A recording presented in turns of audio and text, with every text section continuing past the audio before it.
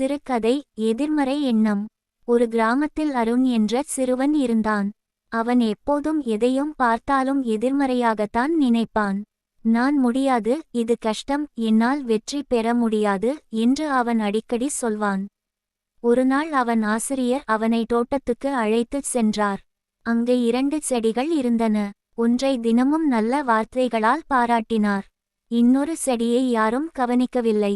சில நாட்கள் கழித்து பார்த்தால் நல்ல வார்த்தைகள் கேட்ட செடி பச்சையாக வளர்ந்தது. கவனிக்கப்படாத செடி சுருங்கி போயிருந்தது. அப்போது ஆசிரியர் அருணிடம் சொன்னார், செடிகளுக்கும் நல்ல வார்த்தைகள் வளர்ச்சியை தருகிறது. அப்படியிருக்க மனிதர்களுக்கு நல்ல எண்ணங்கள் இருந்தால் எவ்வளவு வளர்ச்சி கிடைக்கும் என்று நினைத்து பார். அந்த நாளிலிருந்து அருண் எதிர்மறை எண்ணங்களை விடுத்து நேர்மறையாக சிந்திக்க ஆரம்பித்தான். கற்றுக்கொள்ள வேண்டியது: எதிர்மறை எண்ணங்கள் நம்மை பலவீனப்படுத்தும். நேர்மறை எண்ணங்கள் நம்மை வளர்ச்சிக்கு வழி காட்டும். முளைக்கும் செடி, ஒளிரும் நட்சத்திரம்.